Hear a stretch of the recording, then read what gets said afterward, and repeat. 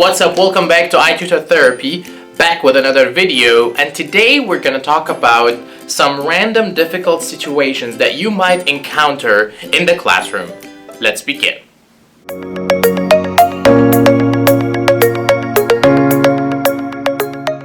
Okay, so one of the things that people are actually asking me about is, you said that we cannot speak Chinese or use Chinese in the classroom. However, it feels kind of inevitable to use Chinese if you want to do anything with a very, very low level student who is very young and he doesn't understand anything. And I agree, without using Chinese, just basic Chinese, to start to talk to these people, they might not understand or benefit anything from you. But you are still breaking the rules, and you are still risking it when you do that. So today I'm going to share with you some of my tricks in order to get the very low level child to interact with you without having to use any Chinese words. The first tip is actually keeping things simple. If they are very low level and they don't understand anything and they will just repeat blindly after you anything you say, then you need to keep the communication between you and this student very simple. Which means basically don't speak so much. Show him a single picture without any distractions. Make sure it is very clearly highlighted and start to say the word. For example, I show him a picture of a lion and I say, lion. And then I put my hand behind my ear and get my ear closer to the camera like that. So he will read your body language if he's paying enough attention to know that you want him to repeat after you. Because if you tell him say, if you tell him repeat after me, he might not understand. So the body language is very important in interacting with the student who is that low level. Now the second trick in handling a very low level student without having to use Chinese is actually when you compliment him or her. Do not say to him or her, good job, amazing, very good, because he might not understand any of that. He might not even understand your tone of speech. He might not know what you're saying. So in that case, it's actually better to emote your compliments and emote your praising for the students, like, oh my god, yay! Yay! Be happy. Clap your hands. Use the reward system like the stars. Just show him that you're happy. You don't even have to speak anything. You just show him that you're happy and encourage him. And that will keep things very simple between you and him. Now the third trick is actually about the pronunciation. Now, if you want this very low level student to say something, most people will think intuitively that we need to slow down very, very, very, very much for them to catch the word. But that actually might be a problem in of itself, because sometimes you can speak too slow. Speaking too slow is not only a problem if the student is high level and when you speak slowly, he is bored or he is uncomfortable. Sometimes when you speak too slow with very low level students, they tend to forget the first half of the sentence because you were talking too slow. So if I say, I like apple, he will repeat after you, I like apple. But if you ask him to repeat again, he will probably have forgotten the first half of the sentence, I and like. So in that case, you have to make sure that the speed of your speaking is actually fast enough for him to not forget it, for him to repeat the whole sentence from beginning till the end.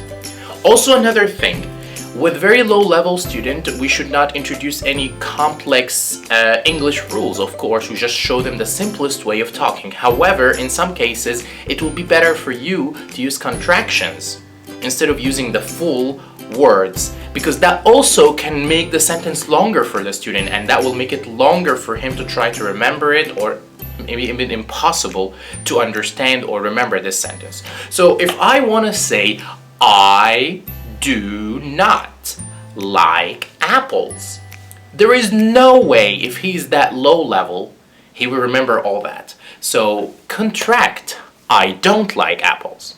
And even this sentence is going to be long and hard for him to get used to it and actually start to produce it on his own. The same thing for I am happy. You will get much faster results if you just use the contraction I'm happy. I'm happy. He will feel like he's repeating after you. He's actually producing a sentence and you are happy and emoting your happiness, and at the same time he's actually not speaking wrong. He's actually speaking correctly, and he's not saying or using English in any wrong way. Maybe he doesn't understand where the contractions came from or why they are like this in this particular sentence. But in the end, you made him speak correct English. You spoke it fast enough for him to repeat after you without a problem, and he will have this feeling and sense of achievement, and that is very good for him. Now, another trick in handling very low-level students is actually eliminating anything that you say from your mouth that they do not understand. So if you think to yourself and say, where is it? Okay, let's go to this page. Let's do this now.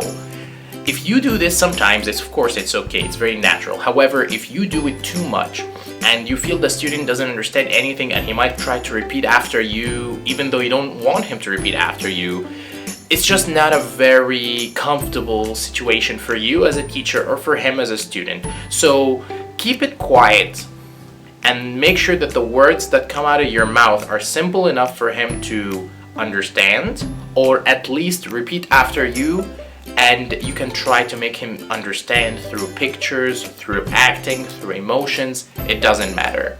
But speaking too much, repeating so many things that he doesn't understand, doesn't make the student feel good. Now, the last thing is, when should you actually try to use Chinese? Now, the right answer here, and I want to make it clear, is never. You should never try to speak Chinese in the session. However, in some cases, if IT, for example, doesn't help or is late, and you need to deal with the student right now to save the rest of the session, then I think, professionally speaking, it's better to take matters into your own hands. So while we shouldn't speak Chinese to the student to make our job as teachers better, I sometimes just make sure that the student can hear me or can see the picture through Chinese. So I familiarize myself with, can you hear me? Or can you see me? Can you see the picture? And also, I can't see, I can't hear on Google Translate. Now, I don't try to use them many times, but if the student cannot see me and he says in Chinese, 我看不到, 我看不到, it means I cannot see.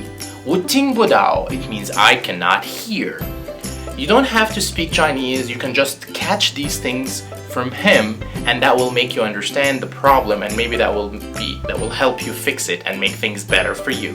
It's not right to use Chinese to make your job easier as a teacher. However, when you use it sometimes, or you try to just a little bit get in touch with the client to talk about something else other than the lesson plan, like, can you see me, can you hear me, I can't see you, I can't hear you, that will make the communication much smoother and will help you get back on track of doing your job as a teacher and him sit down as a student and learn from you.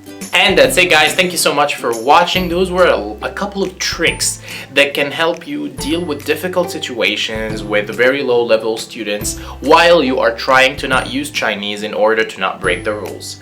I hope this video was useful for you, and I know that it doesn't address the problem exactly, and it doesn't make it like a waterproof solution for all these problems. However, it can definitely help you sometimes, and it can make sure that the flow of the lesson goes very smoothly without a lot of interruptions due to the lack of understanding or due to the young age or low level of the student.